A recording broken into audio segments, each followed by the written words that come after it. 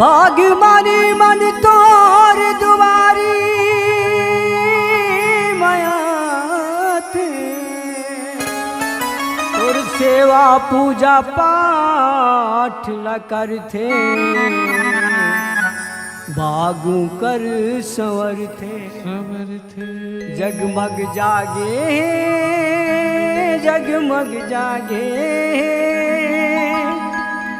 जगमग जागे जन्म के सूते भाग महमाया गाई अंगना मतो जगमग जागे जन्म के सूते भाग महामाया गाई अंगना मतो जगमग जागे जन्म के सूते भाग महमाया गाई अंगना मतो जगमग जागे जन्म के सूते भाग महामाया गाई अंगना मतो जगमग जागे जगमग जागे जगमग जागे जगमग जागे जगमग जागे जगमग जागे जगमग जागे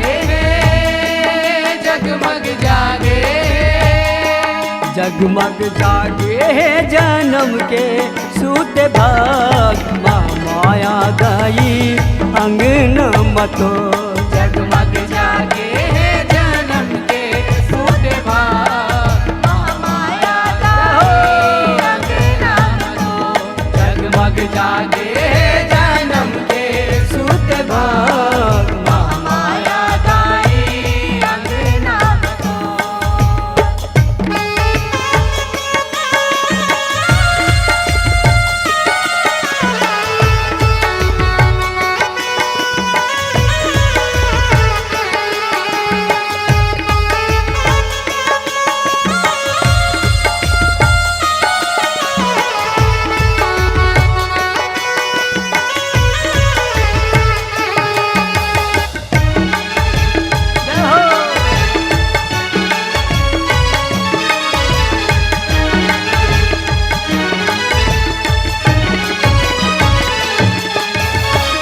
दुर्गा तै चंडी काली महिषासुर ला मारी महिषासुर ला मारी हो तारी महिषासुर ला मारी तीन लोक दुख पीरा हारी देवता मान देवारी देवता मान देवारी हो तारी देवता मान देवारी ममता दया माया के ममता दया माया के ममता दया माया के ममता दया माया के ममता दया माया के फूलवा फूल भाग माया गई अंगना मतो जगमग जागे जन्म के सूत भाग महामाया गाई अंगना मतो जगमग जागे जन्म के सूत भाग महामाया गाई अंगना मतो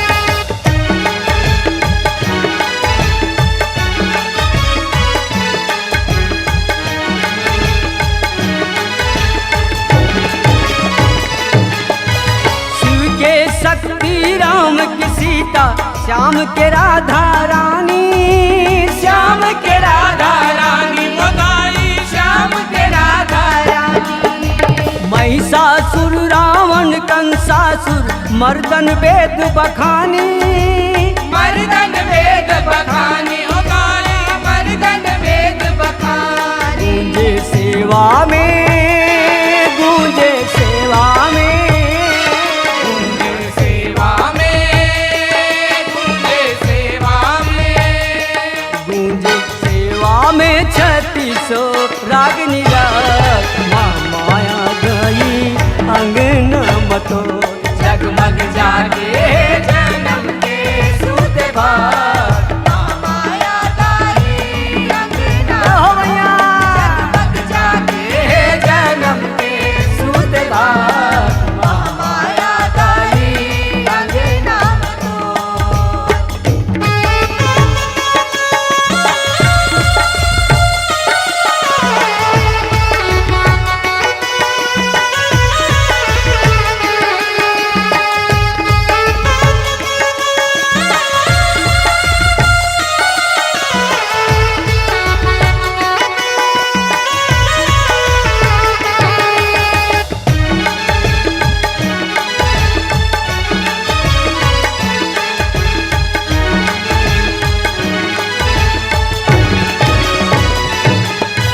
किस्म किस्म के 12 महीना लीला जगत जना थे। लीला जगत जनाते हो दाई लीला जगत जनाते। कौनो बात लुकाही कैसे अंतस रूप देखा थे। अंतस रूप दिखाते हो दाई अंतस रूप दिखाते। नवमी राम दशहरा नवमी राम दशहरा नवमी राम दशहरा नवमी राम दशहरा। नवमी राम दशहरा फागुन खेल फाग माँ माया गई अंगना मतो। जगमग जागे जन्म के सूते भाग माँ माया दाई अंगना। जगमग जागे जन्म के सूते भाग माँ माया दाई अंगना तो।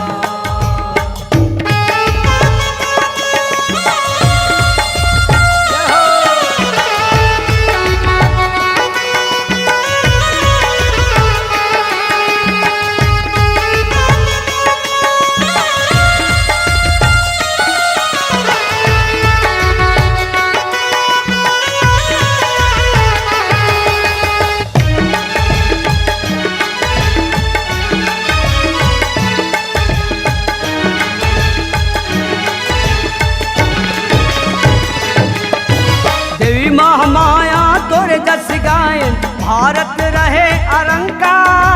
भारत रहे अरंका हो दाई भारत रहे अरंका। ओ सुनुओ दाई हम तोरे लैका बरदे परमानंदा। बरदे परमानंदा हो दाई बरदे परमानंदा। अमर एकता रहे अमर एकता रहे अमर एकता रहे अमर एकता रहे। अमर एकता रहे शक्ति सुख सुहाग माँ माया गई अंगना मतो। जागे जन्म के सूते भाग माँ माया दाई अंगना। जगमग जागे जन्म के सूते भाग माँ माया दाई अंगना। ओ जगमग जागे जगमग जागे जगमग जागे जगमग जागे। जगमग जागे जगमग जागे जगमग जागे जगमग जागे। जगमग जागे जन्म के सूत भाग माँ माया गई अंगना मतो।